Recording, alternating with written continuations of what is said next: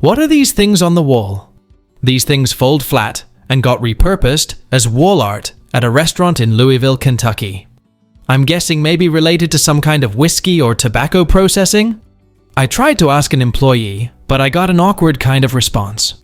Another table said they might have been crab traps, but they seem too flimsy and have too big holes to be traps for anything that would try to escape. I would really like to just know more about them and what they were for. These were 1960s collapsible laundry baskets, designed to hold clothes when open and collapse nearly flat when not in use. Before electric dryers were common, people moved heavy wet clothes between tubs, wringers, and lines. These baskets were ideal for that job. These were patented on June 28, 1960 by John T. Neely of Vallejo, California. I inherited this hanging and spinning metal sphere. The owner traveled a lot in the 50s and had heaps of weird artifacts, but also art. It could be art, but it seems functional. It has no markings, the sphere opens, and all the other rings spin independently on different axes. I'd love any insights on what it is for or how old it could be. It's a 19th century whale oil ship's lantern. This is an iron gyroscopic lantern that was hung in the ship and gyrated with the motion of the sea. It opens to fill with whale oil and closes with a pin closure after it is lit and hung. What is this hand crank machine we found in the ground when we were digging up the front garden? We have no idea what it is. Around 10 by 5 inches, with no visible writing due to it being covered with rust. It looks like an old meat grinder of some kind. I would appreciate any information on it. It's a Soviet Rax machine, a hand-cranked tool used to load ammunition into metal machine gun belts for Soviet-pattern machine guns. It quickly inserts cartridges into an ammunition belt in the correct orientation and spacing, far faster and more reliable than loading by hand. Soviet engineer F.M. Rakova designs and offers the Soviet Army a machine for loading cartridges for the PKM and PKT machine guns, which the Army accepts, and on May 17, 1967, it enters service. The device is named after its inventor and becomes popular as the Rax machine. What is this large, waist-high and heavy pot found in New Zealand? It came with the house sale, and the agent referred to it as copper, but didn't know much more.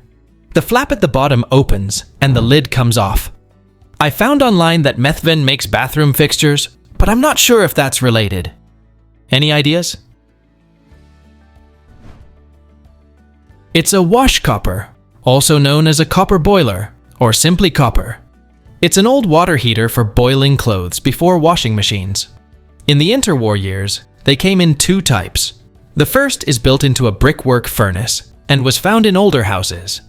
The second was the freestanding or portable type, like in your photo, which had an enameled metal exterior that supported the inner can or copper. The bottom part was adapted to hold a gas burner, a high-pressure oil, or an ordinary wood or coal fire. Linen and cotton were placed in the copper and were boiled to whiten them.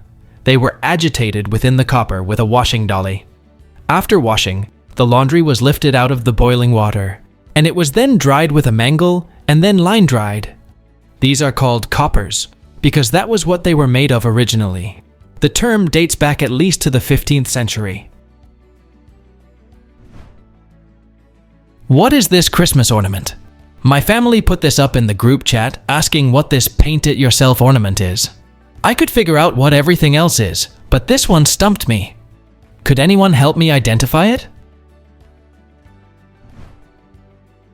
It's a snowman with a weird 3D scarf. You can see the hat with the holly, the face with the carrot nose, and the lines below are the scarf, which then turns into that blob on the right. What is this stainless steel thing?